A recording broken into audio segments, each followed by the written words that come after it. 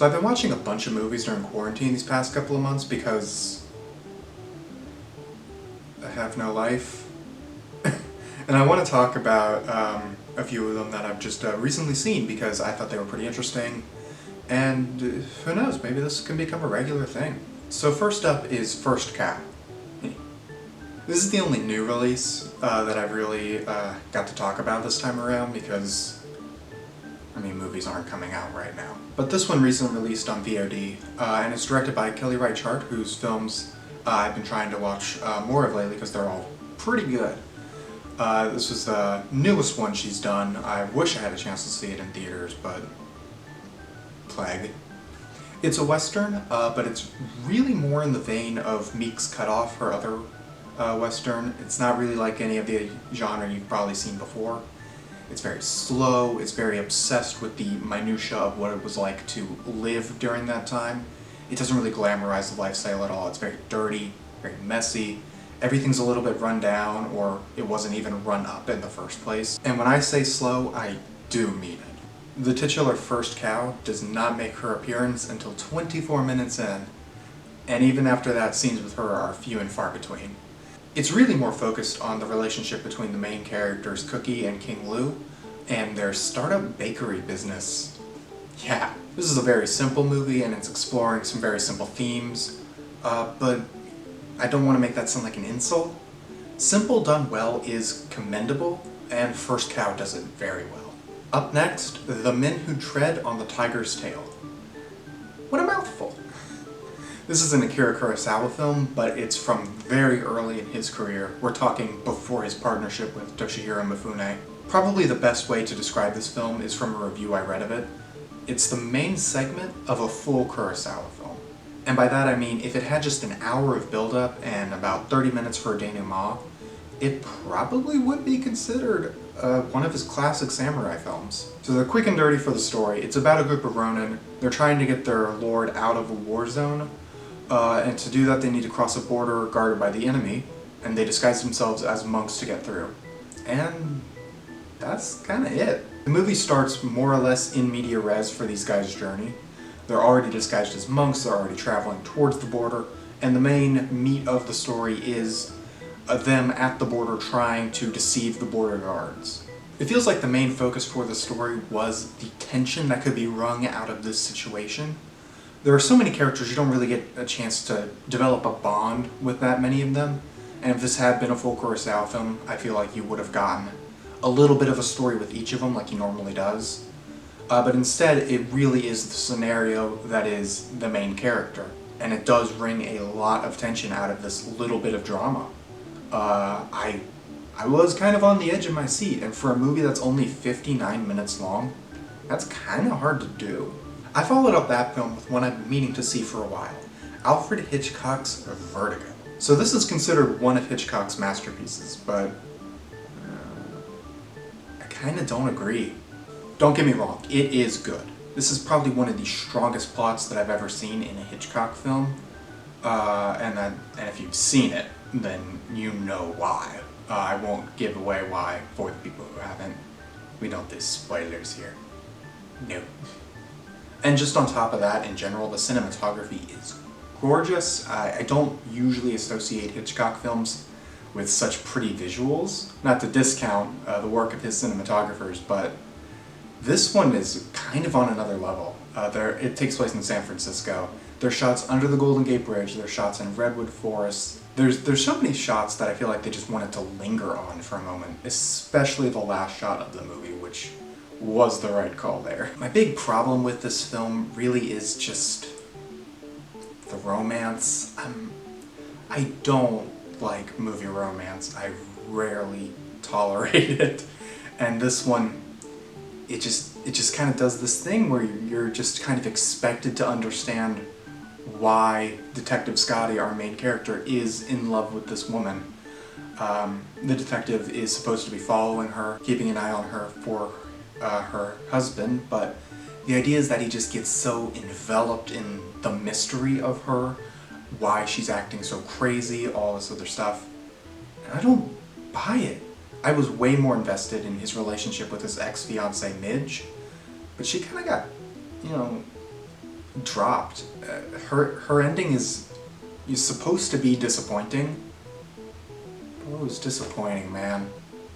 And in terms of Detective Scotty, I was much more invested in how he was going to deal with his fear of heights, his vertigo, especially after that midpoint. But the film more or less ends that one anticlimactically as well, because the relationship between main guy and main girl take precedent. But look, griping aside, this is still a pretty great movie, all things considered. Like I said, it looks beautiful. There are some shocking turns that the story takes that really jolted me. I was not prepared for them. And overall, I think the romance stuff is not gonna bother most people. It's kind of just a me thing. So I definitely see why this is considered a masterpiece. And the day after that, I watched Black Orpheus, and man, it has been a long time since a movie was able to put a smile on my face that quickly. Black Orpheus takes place in Rio during Carnival, and fittingly, it starts with a literal explosion of music.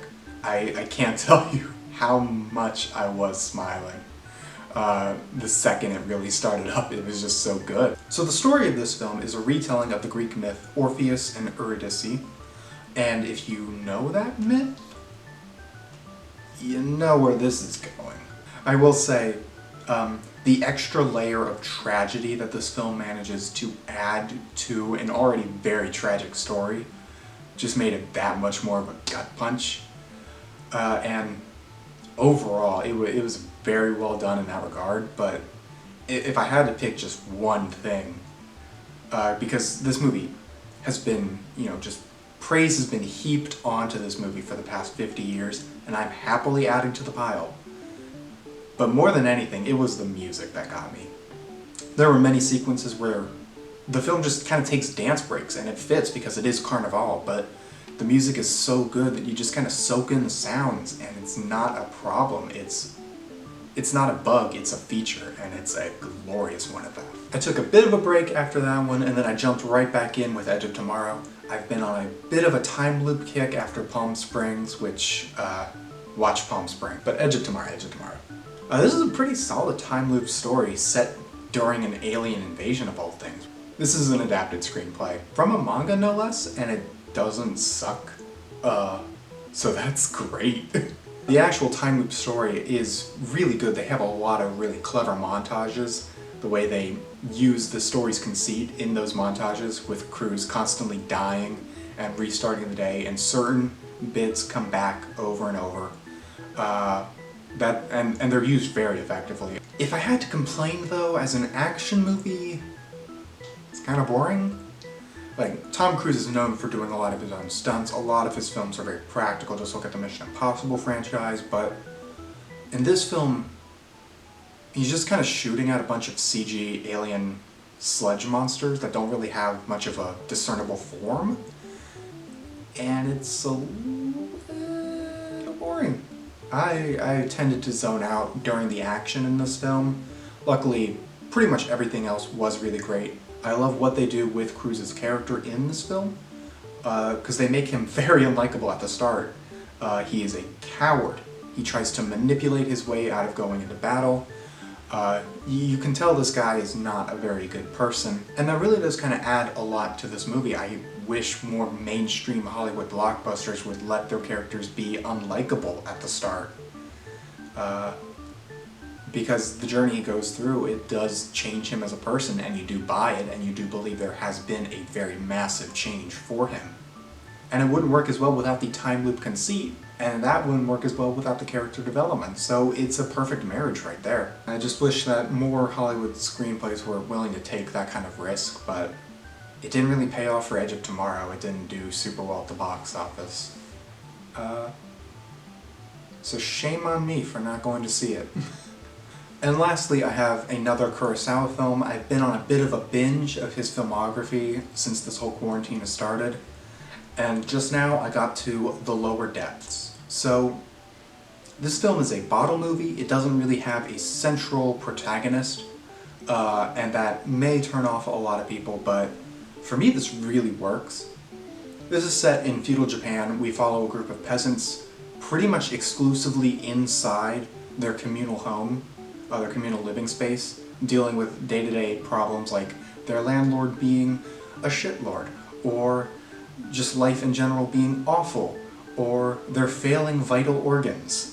Kurosawa is a director known for very humanist films, very optimistic views of humanity.